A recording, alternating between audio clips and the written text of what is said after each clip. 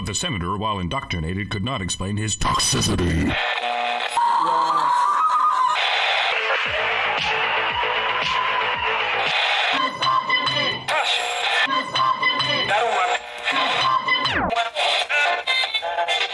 You should not listen to men's rights advocates if you want to know what they have to say.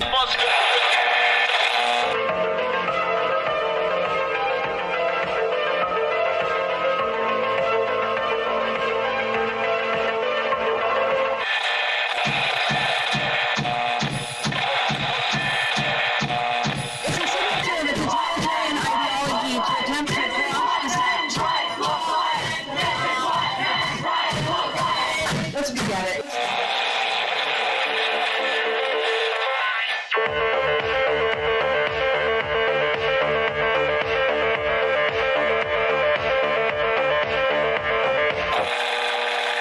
Number ZZ9 plural Z alpha. Number ZZ9.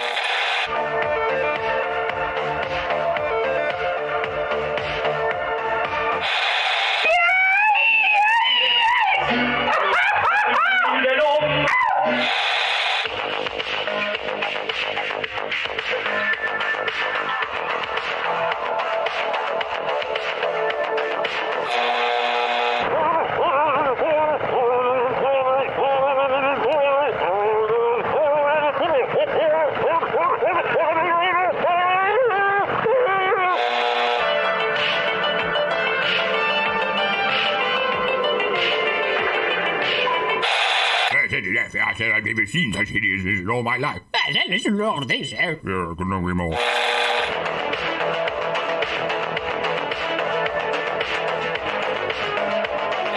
Like a furry torpedo to the jugular. This is Honey Badger Radio. Radio with Buddy.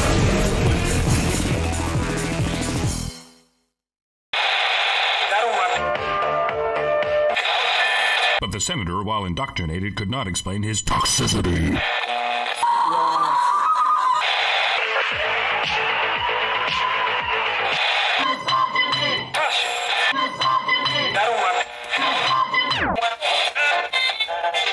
You should not listen to men's rights advocates if you want to know what they have to say.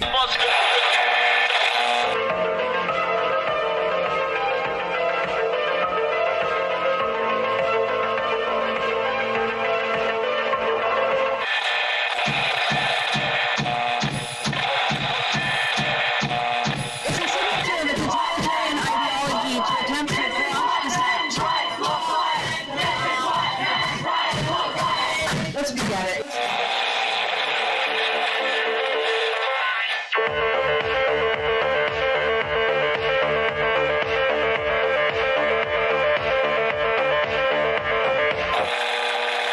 Number ZZ9 plural Z alpha. Number ZZ9.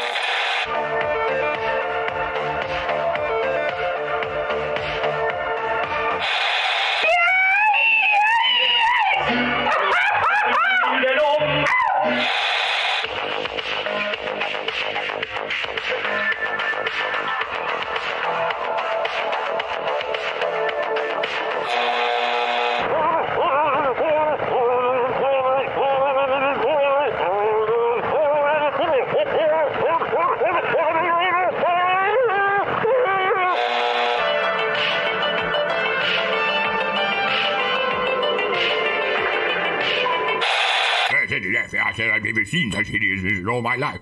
Listen to all this, Yeah, couldn't agree more.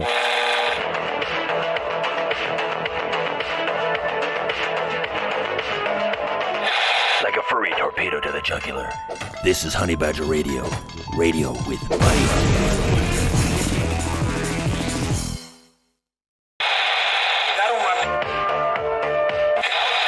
But the senator, while indoctrinated, could not explain his toxicity.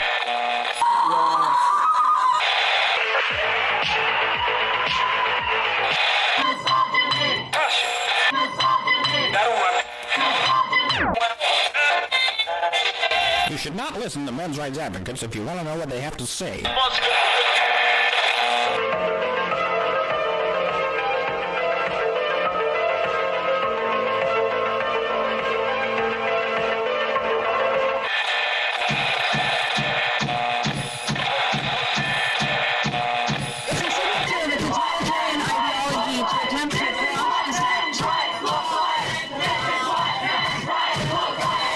Let's be at it.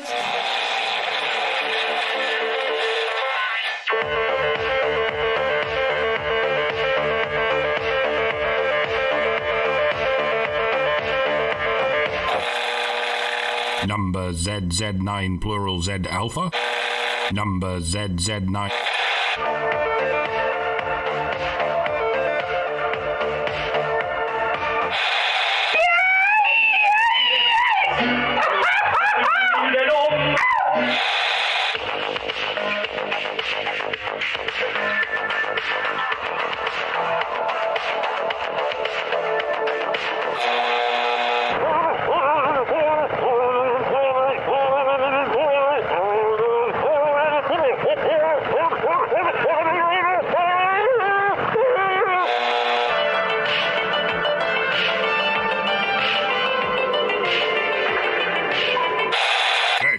I said I've never seen such hideousness in all my life. That is Lord this, Yeah, couldn't agree more.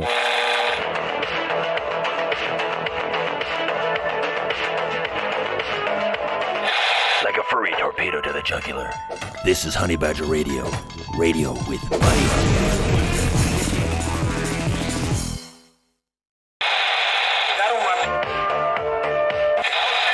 But the senator, while indoctrinated, could not explain his toxicity.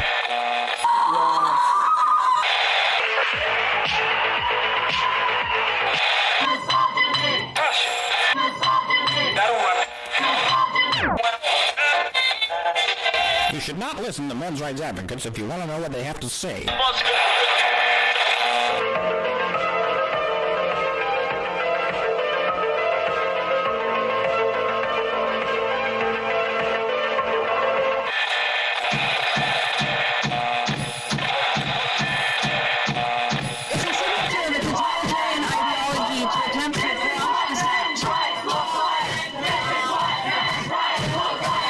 Let's be at it.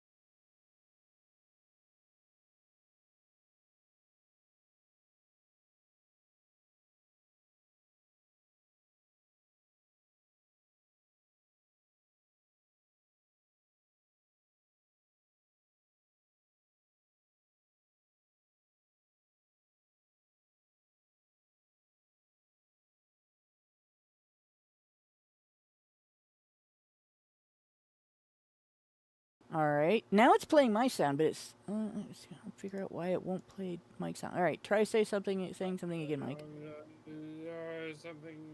There we go. Alright. Yeah, it was working before showtime. I don't know why it's not working now. Especially after it had all that extra time to work properly. What the fuck? OBS, fuck you. Alright, well hello and welcome to HBR Talk 253, Equality at What Cost? I'm your host, Hannah Wallen, here with the personification of perceptivity. Lauren is not here today because she's sick, so she's got the epizootic. It's going around everywhere. I don't know that for the, like the episodic for people who are not from West Virginia, it's very specific. I'm still a little bit sick. I've been sick for about a month now, but I'm right at the tail end of that thing. Yeah. So I'm almost back to my initial strength, to my power level. But, There we go. But I don't know how convenient it is or how inconvenient it is that Lauren only just got sick as well. Well, at least you weren't both sick at the same time, because I'd have been like begging people to come on and talk about this. This is hard material to go through sometimes, because it's not just that it's cerebral, it's dry, and it's one of those things that sometimes you kind of have to push a little bit for people to understand. Like this, what's the big deal about this? So what, like I had somebody ask me, what's the big deal? So the military has a policy for handling sexual assault. Who cares? Like, well, that's not what we're talking about, right? It sounds to that person like that's it, cut and dried. Oh, it's a problem that the military has a policy for handling sexual assault. No, it's a problem that the military has been infiltrated by feminist grifters who make millions of dollars for dime store work, and for the propensity to treat the issue as male perpetrated and female experienced, when the majority of victims are male, and where female perpetration is a non-zero issue, right? So there's a difference between saying it's a problem that they have a sexual assault policy and discussing problems with how the policy is written and how much is being spent and what low quality bullshit they're getting for it. And so that's why we're going to watch some videos today. I don't know how much we'll get through with these, but because it's just, when you see it, you'll see it. Some of this stuff is just luckily that's my forte, watching videos and chatting bullshit against those videos. So let's go. Yeah. There we go.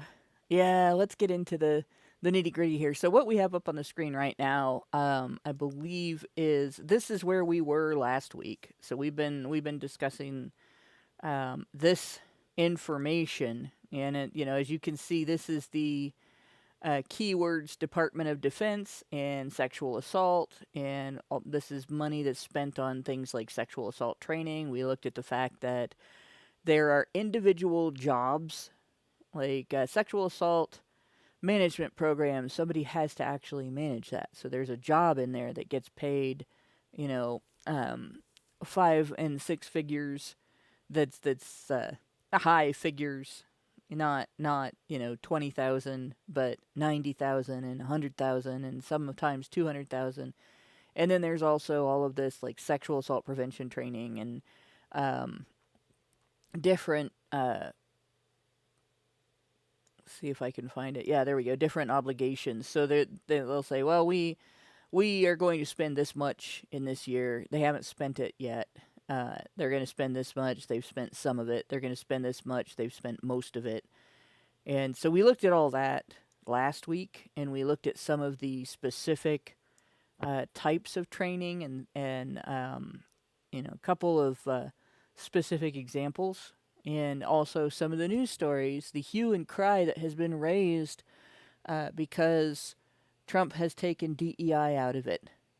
And they're making it out like they can't teach military personnel to have boundaries and to enforce their boundaries and communicate them and respect each other's boundaries sexually without also teaching them the pronoun bullshit.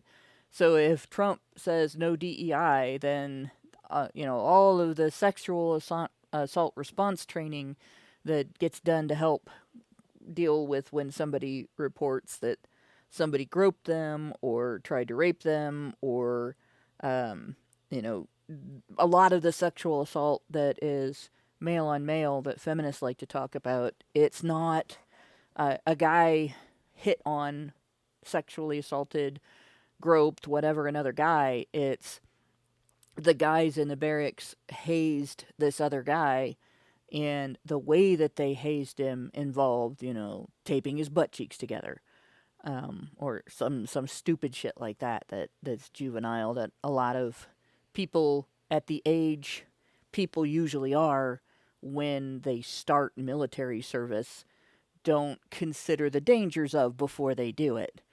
Like, when I was in college, one of the hazing things that took place, like that same age that you usually are when you enlist in the military, 18, 19, 20 years old, right?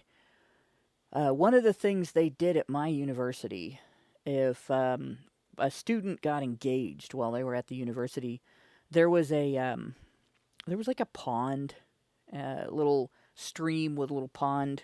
It wasn't really a pond. You could call it a swamp, I guess. In a little wooded area between the dorm where I lived and one of the academic buildings, and also the library. And they would throw the potential groom, the would-be groom, in there. And what the gals would do then is they would throw the would-be bride into a bathtub full of ice water on the 4th floor of my dormitory, which, frankly, was really stupid in both cases, because you really never know what is in a body of water that is murky and you can't see the bottom. There could be a little animal in there that bites. And that was an area, there's a lot of beavers, so you don't want to get bit by one of them, I can assure you. And of course, there's like sticks that end up in there, rocks, sharp objects, stuff like that. Very dangerous for the guy, right? And when you throw somebody into an ice bath that isn't expecting it and isn't prepared for it, you can actually cause a heart attack. So, like the whole polar bear club thing, not very safe. There's a lot of precautions. That in my university, and I don't think we ever had that in any. No, it's a tradition at that specific university. They also have a nice water balloon fight in the spring, which I preferred that tradition. In American universities, they seem to have an equal part jocks to nerds, but in comparison to that, in British universities, we had like 9 nerds to every 1 jock. Well, yeah. Like jocks are not a thing in the British education system. We don't really have jocks. We do, but they're very few and far between. Like almost everyone is a nerd or some subcategory of a nerd. Yeah. Well, I've always come to the conclusion that the stereotype. That's supposed to be the point of universities. Everyone is supposed to be a nerd. Yeah. The stereotype of jocks, like, that's one of those things that Hollywood inflicted it's really bullshit. Because I'm a jock. I went to school in the 80s and the 90s. I started school in the 70s, graduated in I started, would have been, 1978, I think. Yeah, 1978 would have been the right, 1978 or 1979. And then I graduated in 1991. So technically, it's a 12-year span when you start and finish. So it would have been in 78. I was 6 before I started school, and I was 18 during my senior year, which changed a lot of things about how you socialize, by the way, because when you're 18, there are things you no longer can do with your peers.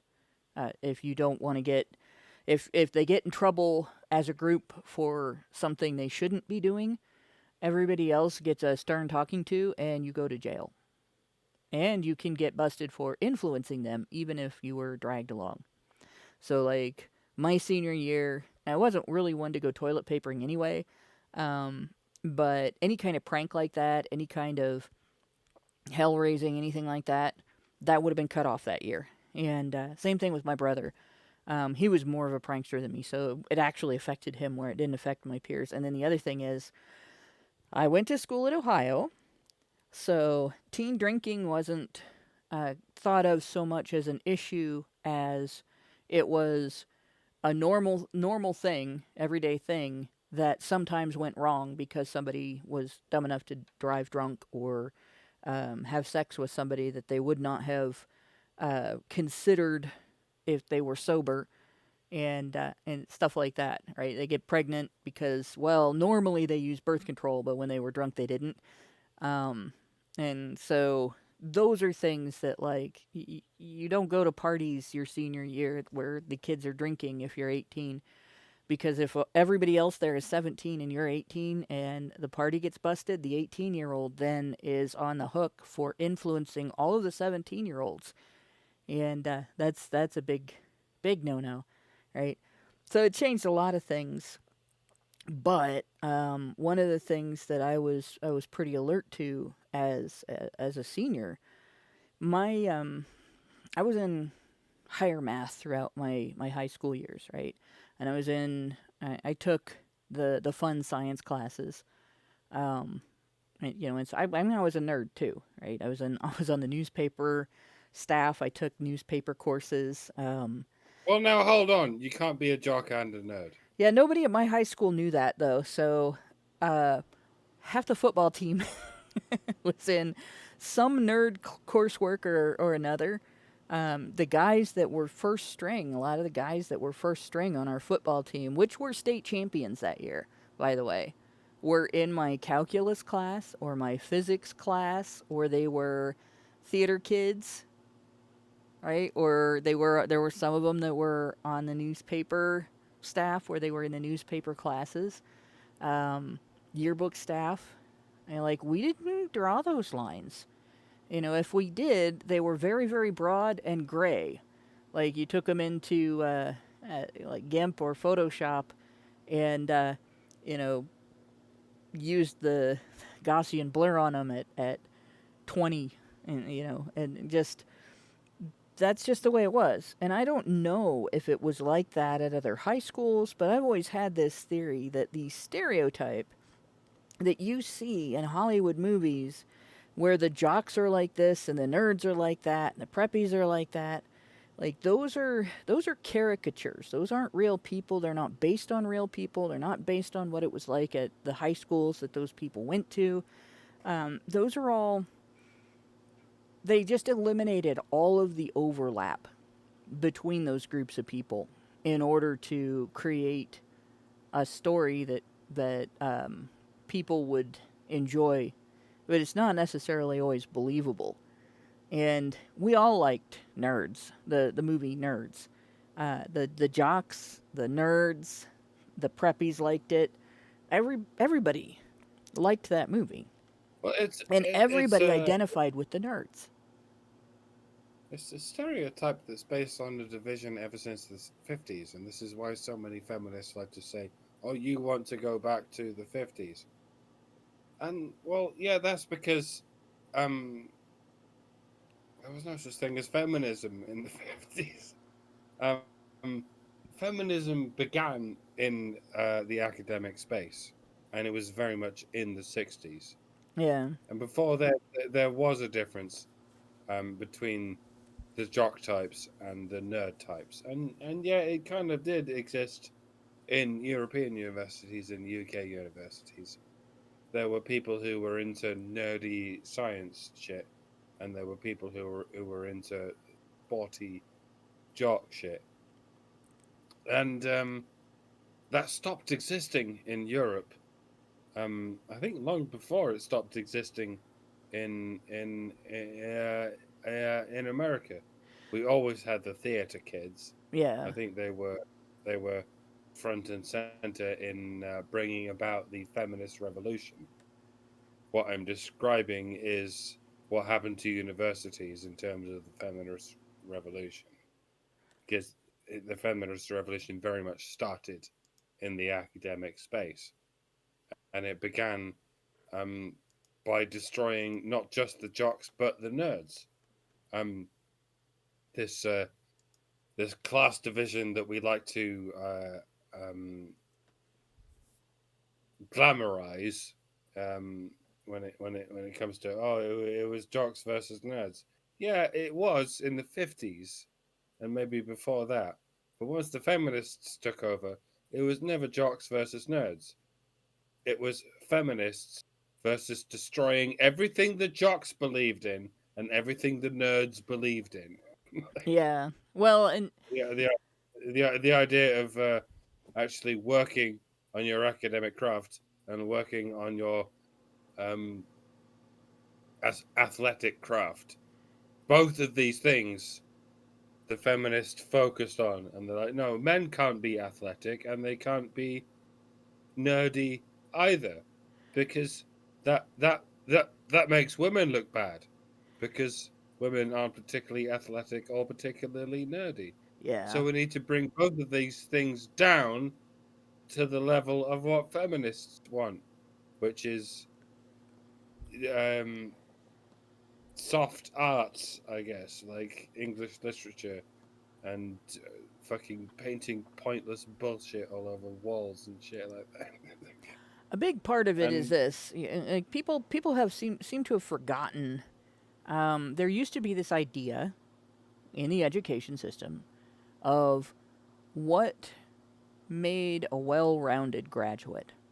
And there used to be this understanding that the education system existed to prepare the student to go out into the world and work for a living, support themselves, have a family, pay taxes, and generally be a productive and personable member of their community, somebody that had their niche in the community and didn't make life difficult for the rest of the community members, but instead actually performed some sort of service in the community and got paid for it, right? And they did this with men and women, young men and women, boys and girls. You have to learn to read, you have to be able to do math.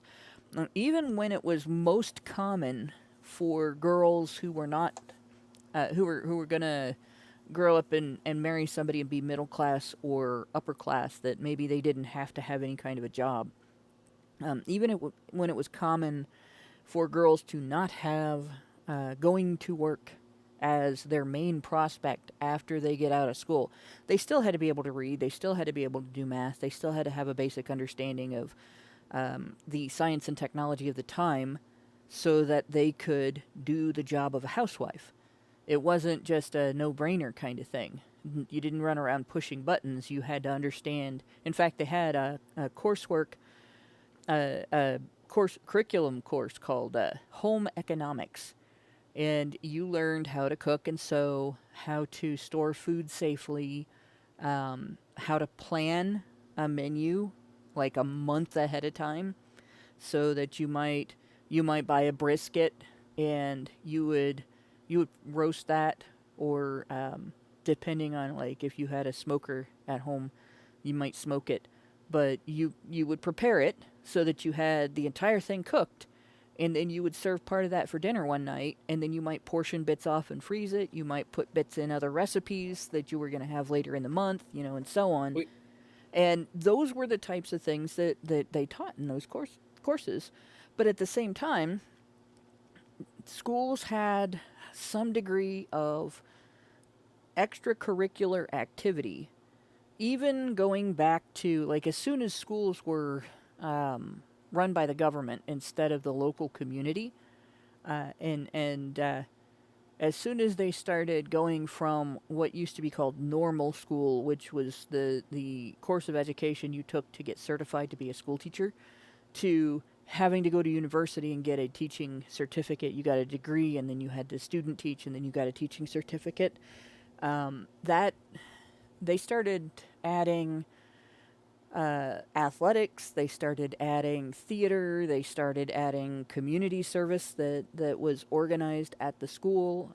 They started adding clubs where the students did extracurricular academic work, like a math club or a science club, where they did things that weren't necessarily necessary in the curriculum, but they were more interested in it. As it became more common, more available for publications to be done independently of like big publishers and stuff like that, they started having publishing clubs where they had the yearbook or the school newspaper and stuff like that, and students learned things. They learned a broader spectrum of things. So this idea that you had this great division between students who were athletic versus students who were into science versus students who were musical, and so on, it's not historically accurate in the U.S. But even so, when we got to university, despite having that well-roundedness, despite having it be the norm that star football players might be sitting in calculus class next to the student who the majority of their coursework is art and music, but they're also taking higher math because actually that's really important if you want to understand music. If you want to understand music theory, then you see them getting along just fine, right? You get into university, though, the hazing still happens, especially if you're in exclusive situations like an exclusive club or exclusive dormitories, or my school did not have fraternities and sororities. It was a very small school and we didn't do that. But there was an honors dorm, for instance. But, or rather there was an honors floor. And you also had to be a senior to get a single room instead of having a roommate. Things like that. But in any case, students that were in fraternities and sororities in the state schools and everything, they would have hazing. And it's a way of communicating. It's like the Gooba Gaba ritual from Freaks, except instead of all drinking out of the same cup, you might have to say something silly to somebody that it's going to embarrass you. You might have a little humiliation ritual, or like the portrayal. I can't remember whether. I think this was from Revenge of the Nerds. I don't remember whether it was from Revenge of the Nerds or Animal House, though. During the fraternity rush, where they had the pledges take a spanking, and they had to yell, "Thank you, sir, may I have another," every time they were hitting the butt with a paddle.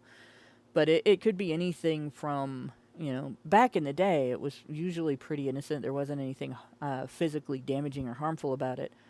But in the late 80s and early 90s, they started to do stuff that was more mean and dangerous because they wanted to one-up the previous years and so on. And you eventually get to a point when you one-up the previous year's level of prank meanness to where you cross a line. And lines were crossed, and students got injured, and some students died. And so then there started to be rules, and schools started discouraging that kind of thing. And that sort of was happening in the military, too. I was hearing about that from classmates that went into the military, that the hazing in the military was similar to the hazing at universities, and it had similar problems to the hazing at universities. And so a lot of the sexual misconduct that is cited as, well, guys are doing this, right? Yeah, Pickle Fucker in Clerks, Neat Scholar, pointed that out on our Rumble stream. And again, like, it's not intended to be permanently damaging, and people don't always consider the full impact on the person that's being hazed. So you end up in this situation where, like, the individual has experienced something traumatic, but the people who did it to them didn't intend to create trauma. They intended to create a ritual that makes you feel like you really earned your place here. And that the people... But it also creates a hierarchy, right? Because you're the new guy. And that kind of thing, because they are young and they haven't learned to consider everything related to it, it does have to be addressed. And there's nothing wrong with addressing it, right? There's nothing wrong with saying, hey, you have to think a little harder before you come up with these things. Is this going to make this person have traumatic memories for life? Is this potentially going to injure someone? Is this potentially going to, kill someone? Is this potentially going to create a crime? Is it a crime what you're doing? And like the way the military has to address it, they have to be pretty harsh with it because they need their soldiers to be. They have a job to do. They're there to work. They're not just there to gain something for themselves. They're there to perform a service, and so if they get damaged, right? They are military property. If they get damaged, it also harms the military. Aside from reputation, they lose the service of that soldier, or it alters the service that soldier will perform. So even if they didn't care about what the men were going through, they would still have to care about how that changes the men.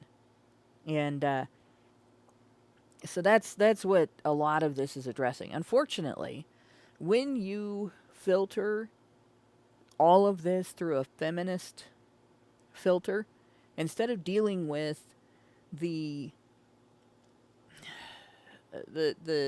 history of hazing and the pattern that hazing has taken in institutions that young people join up with and form sort of exclusive bonds in exclusive groups, and then taking it instead and turning it into the feminist toxic masculinity narrative and the feminist men are predators, sexual predators narrative, you make it impossible to deal with the actual details of what's going on and how it affects the people involved.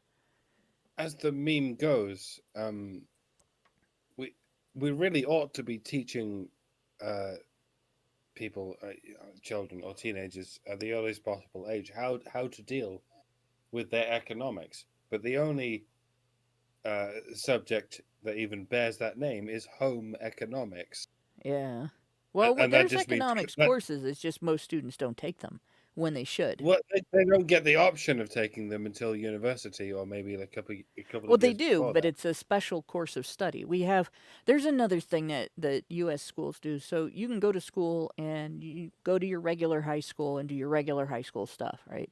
But in a lot of schools, your sophomore year, or depending on the course of study, even your freshman year, you get an opportunity to branch off from that, and instead of taking your regular coursework, you just take the absolute most basic coursework you need to graduate, and then you get on a bus for the rest of your school day, and you go to another building, and you might learn welding, or you might take economics, business economics, you might learn carpentry, you might learn early childhood development and childcare to become a nursery school teacher.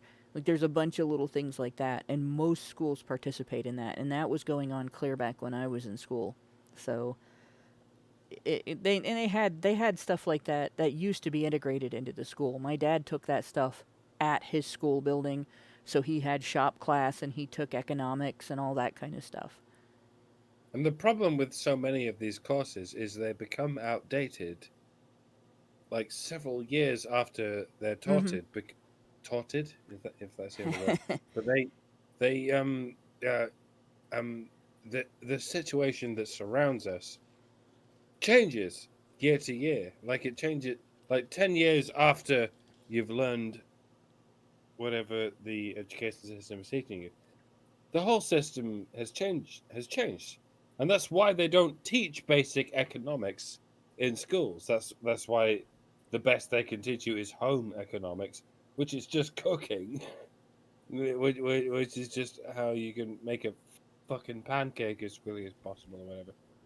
They don't teach you about economics because it will be irrelevant 5 years later. But that's the same with most of these subjects. Like, even the hard sciences. I mean, they can teach you the things that have been established since 100 years ago, but they can't teach you the things that have been discovered 10 years ago until you're in university.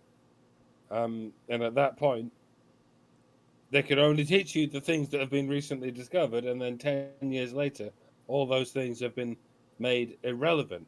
And that's why it's sort of, the further you go into the education system, the less relevant your education becomes, because the more specialized it becomes, the more sort of quickly the current teachings become irrelevant, and that does bleed back into primary school education or grade school education, or whatever you care to call it.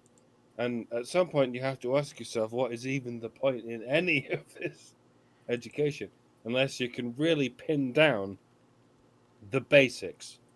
And I suppose that's the point of grade school education, of what we call primary school education in Britain. The things that people have known for 100 years or more. I mean, that's really the only thing you can comfortably teach children at that age. You know, Well, and things that aren't even all that controversial about, basic science and basic geography and history and all that shit. And once they get into university, you need to let them know that the only things they're learning are things that will become obsolete 3 years later. And yes, that does include the faculty of science. I mean, never mind the faculty of arts. There's almost no point in the faculty of arts. in The public faculty education, of when arts they're teaching becomes- science, for instance, they're not teaching the latest cutting edge, next best, this is how you make things and this is how these experiments are done and so on. You're learning things like what happens when you mix an acid and a base, and how to describe the chemical reaction after it has taken place in a paper that explains what was done in the experiment and what the results were and everything. But before that, you learn things like what is a light wave, what is a sound wave, how do they work, what happens when you mix them, mix light waves together or mix sound waves together. You put different things to work. What is like my earth science teacher brought in a small internal combustion engine and took it apart in class and showed us where, this is where the fuel comes in, this is where it goes, this is what sets it on fire, this is how it explodes, and what happens then is it pushes this piston and that affects the drive shaft and so on. And he explained the whole procedure of how that worked, the whole process of how that worked. And we also learned things like the difference between a solid, a liquid, and a gas, the difference between different types of rocks. We learned all that stuff. You learn things like what the temperature absolute zero is, what the different temperature scales are. We're supposed to learn conversions between the different temperature scales, and of course, once people have graduated, they don't remember any of that stuff. You learn how to add, subtract, divide, multiply, how that applies differently to fractions, how to use the decimal system, and so on. It's all basic stuff. You're not even supposed to... None of that stuff changes. Light doesn't become... There are things that you can learn about light in terms of, like, quantum physics or higher level physics that most of the students aren't going to take. And they aren't going to pay attention to because they're going to get out of high school and they're going to go to college and learn a specific skill set, and then they're going to go work in an office somewhere, and they're going to be responsible for some portion of what some company does, or they're going to be farmers, or they're going to become school teachers or doctors or lawyers, or they don't need to know that stuff. So the information that you're learning in school isn't necessarily all useless when you get out of school later. But there is some stuff that changes. Like, for instance, there's a phenomenon at universities that there was a speaker that talked about this. He referred to it as saber-toothed tiger classes. Right? Once upon a time, every man needed to know, the way the way he describes this. I don't even know if humans and saber-toothed tigers existed in the same time period, but you just imagine there was a point in time where every man had to know how to defend against and hunt saber-toothed tigers to protect his village, right? Well, they're not around anymore, but let's say a university course was created to teach men in that time period how to do that. And that course of study evolved over time into hunting and defending your village as a whole course of study, as a major or a minor at university. So maybe there's 20 or 30 different courses that you can take in that area of study, ranging from dealing with animals that exist today to dealing with human threats and other types of threats that might, affect your village or your city or whatever. And maybe it includes police work. But they still have that saber-toothed tiger class. And you can't take the other courses until you pass that class. And that grade that you get in that class has to become part of your grade point average. And the equivalent of that in, say, a graphic artist's course of study is the graphic artist maybe takes photography courses as part of that area of study. Photography has evolved to the point where very few professional uses of it involve film anymore. We're talking still photography. Very few professional uses of still photography still involve film. And if somebody's going to be like a graphic artist, or they're going to do the journalistic work in their company for maybe their company news publication, intercompany news publication, or anything like that, the photography they're going to be doing, it's all going to be digital. And the thing that you need to be intimately familiar with is how the digital camera works and how they can use it to do the job that they're going to want to do later. But if you want to take coursework in photography at university, you have to buy a film camera and black and white film, and you have to learn how to develop that black and white film using a process that hasn't been professionally used since another black and white process came out later that was better, but you're still using the old process because that's what was written into the original curriculum. And it is so hard to get that changed that universities just don't.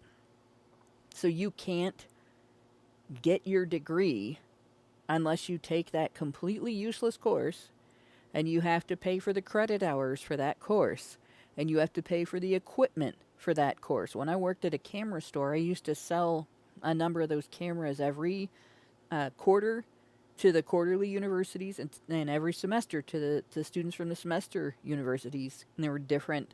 Some schools had 3 sets of 10-week courses, and other schools had 2 sets of courses that were more weeks. And so you only had 2 sets of coursework you could take during the year, but you were able to squeeze more courses into a semester than you could into a quarter. But yeah, it really was the upshot was they were learning outdated stuff that would not help them in their job. Everything they were learning in that course that would help them in that job could be learned using a digital camera, like understanding the way that the aperture and the lens affects the outcome of the image and all of that, and how the settings on the camera work. All of that translates over into a single lens reflex digital camera. So there was never a reason to continue doing that at universities. But it's literally the only reason that film was black and white film was continued to be made for consumers, and you could only get it from one company, and if they stop making it, then universities will have to go through the process of ending that course. I think you can still get that type of film. You can still get, as a consumer, and you can still get the chemicals for processing that type of film as a consumer. It's just, there's no point, right? And there's no real, there's a very small few limited situations where it's prudent to have a film camera, and particularly black and white film, and use that. But for the most part, our universities, before you can get to the coursework that's relevant, you have to take this outdated stuff. And so, yeah, when it comes down to it, you do end up with sort of everybody is a nerd in some way or another, because you do end up having to go through that. But back to the military stuff, and I don't know, the military may be doing the same thing. They may have policies that applied 50 years ago because medicine was different, and so you're trying to avoid certain outcomes, certain injuries, or certain risks where, if you use a more modern method of doing it, and if you did have that injury or that outcome, the medical process for dealing with it is much more effective and streamlined these days. Or the equipment available to prevent that injury or outcome makes the old procedures moot. And I have heard a few things here and there about that, but the military is a lot better than schools are in some ways at upgrading its ways of doing things with new technology. And it is in a very weird way. Like when I was going through this, I learned that some military equipment that is a computer type equipment uses PlayStation 3 consoles because of the specific, basically because of its specs, because of the specific, if I remember right, it was the processor that was in those units that was particularly valuable to them. Someone in the military discovered that this was a highly useful device, and they spent shitloads of money buying up every one they can find because they were using them. I had an uncle in the RAF, the Royal Air Force. Yeah. Who assured me until the late 90s they were still using 386 computers. Now I don't know how to explain that to the millennials and Zoomers who don't quite understand what a 386 is. It's what came before a 486, which was what came before a Pentium processor. Yeah. It's like how they talk about how the computers that landed a man on the moon were like one app in your phone, right? One app in your phone is more powerful than those computers. It Exactly. actually does more. A 386 was the minimum to run Doom, right? Hence the meme, like, can it run Doom? A pregnancy test from the early noughties can run Doom. And yes, the RAF and its various helicopters were still running on computers that could easily run Doom, because that's all it took. Just like all it took to run computers that could land a man on the moon were, I don't know how to put that in context. Imagine an NES. No, imagine an Odyssey. There you go. Basically an Odyssey. An Atari 2600. Yeah. Oh my gosh. Well, and what they did with the PlayStation 3s was they daisy chained them together. So it was quite an interesting, like if you do a search on this usaspending.gov site that I have up on the screen right now, if you search for PlayStation as the keyword, you'll find the spending. And then if you read about it, it's quite an interesting thing, right? But in any case, yeah. So there's a lot of it with regard to the hazing. A military that uses old school stuff. They're still using there are a lot of things that the military still does online within its own military internet that you're not supposed to be able to get into, and it's a really bad idea to try. It's dial up, and not any kind of other service, not any of the other ways of using the internet, and definitely not Wi-Fi. So it works like using your fax machine line for people who still use fax machines instead of just emailing each other PDF files and PNG files, or .doc for people who are still using .doc files. But in any case, yeah, when it comes down to, all right, here's all these different technological things, part of it is because everybody has to be able to use it. Everybody has to be able to understand it.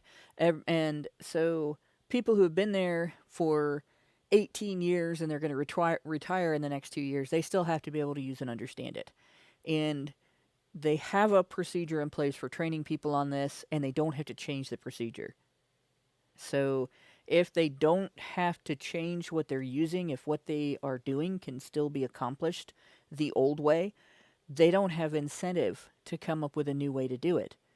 Unless, of course, it becomes vulnerable to hackers, and then that's a different problem. But similarly, when it comes to how military personnel engage with each other professionally and in their free time, how they interact, what they do, where they go, who they talk to, how they talk to each other, how they party together or don't, and inclusion and exclusion and all that stuff. They still have to have policies and procedures in place, because in order for people to rely on each other in battle, they have to be able to get along to a degree. They have to be able to tolerate each other's differences, and they have to have some degree of a bond where they've worked together and their attention has been on the work they're doing and not on some rivalry or some resentment or something like that.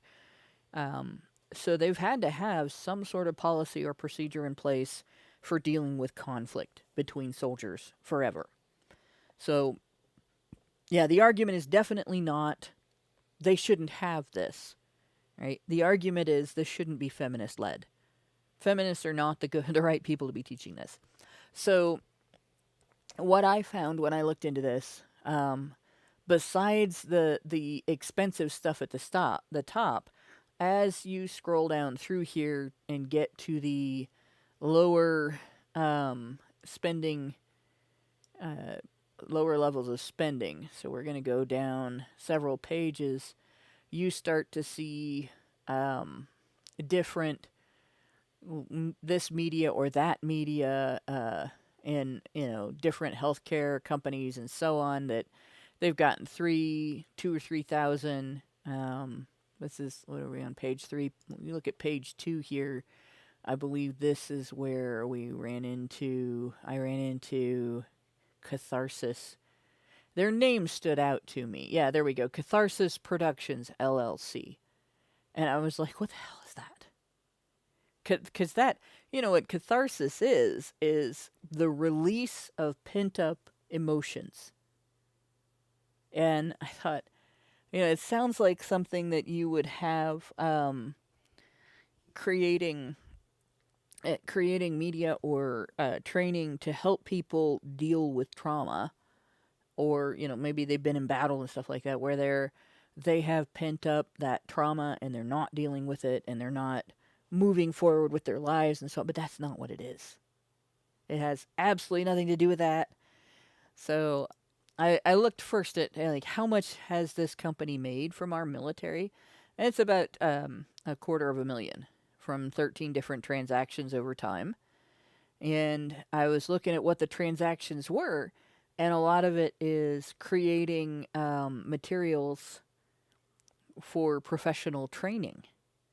Well, what kind of professional training are we talking about? So I found their website. and I look into what are we doing for the military, and it's the sexual violence prevention videos. So last week, remember we talked about, I make videos for Honey Badger Radio, and you've seen, if you've looked at any of the videos I've made, like the production value has changed as I got access to other tools, but it's not significantly expensive to use video production software. You pay for that software. It used to be that you paid for it once and you used it, and that was it. Until it no longer, the systems changed so much that it no longer would work on your newer computers, and then you would have to upgrade. But it was not difficult to use, and it was not, especially with a lot of what these guys are doing, where they're just filming people talking, and they don't have to change anything about the video. Maybe they're adding in some graphics. Like maybe they're adding in some text, but nothing really complicated. And we produced wedding videos like that at my family business for a few $100s. Like we would do their whole wedding for a few $1,000s, where we would be there all day. They would get a bunch of pictures. They would also get an album, and they would also get a video. And so there would be a whole set of things, not just a short 3-minute video of somebody talking about things. But what they do, what this company does for the military, is they produce a variety of little videos where they participate in instruction, basically. So they have people that go in and talk, and then while they're talking, they might play this video, and then they run activities, and the individuals that are in the training might participate in the activities by raising their hands and answering questions. Or people from the U.S., if you've ever had DARE training in your school, where they come in and the DARE students, the other students that are in the DARE club, will pull classmates up and do these sketches sort of around the classmate, in with the classmate's participation, where they'll say, well, whatever you do, you hold on to this and don't let go, or some other thing like that. And it's all really dumb stuff, but it's supposed to make you think about the subject matter. And we had some weird stuff when I was in school. Like, one of the sketches the DARE program did had a couple of guys go to the front of the room. Each one of them took off their belt, and they held them up over their heads, and then they talked about their belt. One of them was like, mine's longer, and the other, no, mine's longer. Well, mine's thicker, and you can see how much wider mine is than yours. And they went back and forth, well, mine's different colors, and blah, blah, blah. And then the sketch ends, without a punchline or anything. They just put them back on, they went back and sat in their seats. And it was, you had to wonder, like, what the fuck was that all about? What were we supposed to be thinking about? And they never did tell us the point of that sketch. Like, nothing was said of how we were supposed to take that. It was just this dumb sketch. And so when I looked at this, I thought, what are they getting paid $250,000 to create? What promotional materials, what variety of things are they talking about? What's the focus? So on this page, and it's going to freeze up on me, there we go. This explains a little bit about what their focus is. So they produce live programs, and I think if I click on this, I'm going to have to sign in to some military thing to download it. This is the one that there were a couple of places that I looked at that are like, oh, this is available to the public. But then if you click on it, it's like, well, what branch are you, or what's your ID and military ID, and I'm like, okay, so I can't get this stuff. Accept the cookies or reject them and pay for a subscription. Yeah. That's exactly what's fucking happening on these. Well, some of this, they just don't let anybody see it unless they're in the military. And you have to have credentials to prove that you are in the military in order to get access to it. But what they're producing here, and this one says sex signals. They're producing posters, 11 by 17 posters.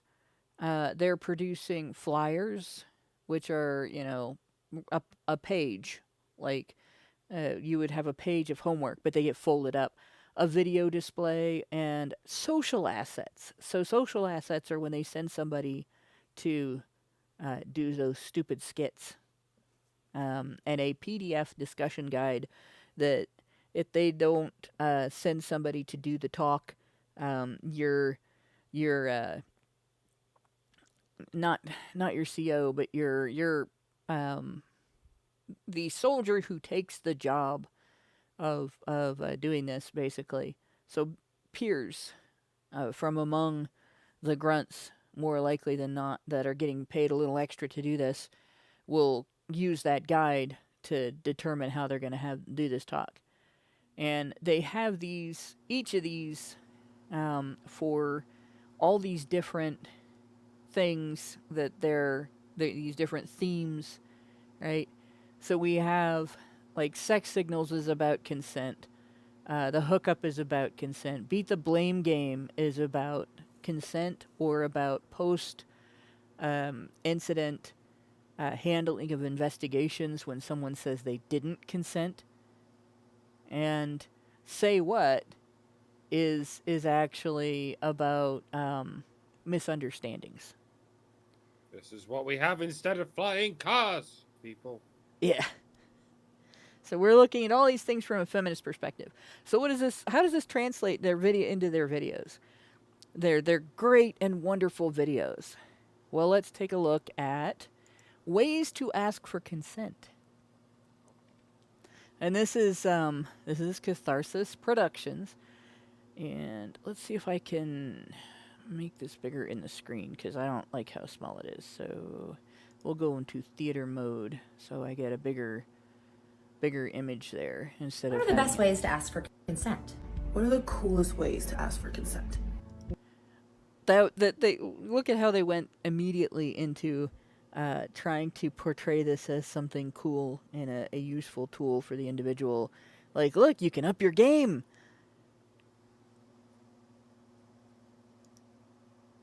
Play. What are the coolest ways to ask for consent? You know what I think is, like, really cool? So there's something I want you to notice here. I don't know if you can see it on your screen. Let me look in OBS. Okay, you can't. So I'm going to unlock this video window and move it up. Now I know you can see it because it's not behind my hat. It's pretty small on the screen there. But if we go back and forth here, we go to the previous individual, it changes there. And the individual before that, it changes there. So you have the text of what's being said, and then underneath, in parentheses, she, her, hers. What are the best ways to ask for They, them, theirs. consent? What are the coolest ways to ask for consent? What are the coolest ways to He, him, his. ask for consent? You know what I think is, like, really cool? So they have these three that have introduced themselves, and this video is specifically about sexual consent, right? It's about asking before you do something, and so on. The whole feminist narrative of teach men not to rape and blah, blah, blah, blah. But they had to throw the pronouns in there. I'm going to say the coolest way to ask for consent is without language, because that was how it worked for a long-ass time before we discovered language. I mean, verbal language. Yeah, it used to be that... Never mind graphical language that might be written down in a consent sheet or shit like that. I'm talking about even before we even had verbal language. People were quite capable of consenting when they didn't even have verbal language. They could just, get it on. And they somehow had mechanical ways, ways using like the, I guess, outdated language of touch that could be used to consent to all of the things they're fucking talking about in this bullshit. And that was fine. That was always fine. For the very longest of time. We're talking tens of thousands of years. I mean millions of years, really. How do animals consent to sex? Animals that don't have verbal language, which is like all of the animals except Homo sapiens. How have they consented to sex for all this time? Well, there is this long-standing phenomenon of humans interpreting animal behavior as rape. Yes. Because they don't always understand what's going on. So, especially like hamsters. Hamsters have rough sex. Ducks have rough sex. Not to mention lizards, fish. Yeah. Yep. And so the humans, and particularly human women, but humans in general, will interpret that as non-consensual. Well, how do you know if an animal has consented to something? You do it, and the animal doesn't try to kill you. Like, if an animal tries to kill you, whatever you're doing, it's not consenting. And that's usually a pretty solid. Or it tries to run away and doesn't stop running. Right? That's another one. In so much of the animal kingdom, the female is like 10 times bigger than the male, and they will let you know if they don't consent, because they'll fucking eat. Yeah, especially like among the insect worlds, if a female spider, or the bug world, I should say, if a female spider doesn't consent, for instance, you are dinner. Right? If you're a male spider. Even if they do consent, you're dinner. Yep. Sometimes they consent. They consent to eat, the sex, and then they don't consent to the relationship afterward. But similarly, like hamsters, they'll if she doesn't consent, they will attack the genitalia, and he doesn't ever get to father any babies. Rodents are mean. They're very mean creatures. Well, nature has this way. Nature has this way of protecting against this by giving males genitals on the outside of their body. So females can make it quite clear if they don't consent, they will ravage the fuck out of your genitals on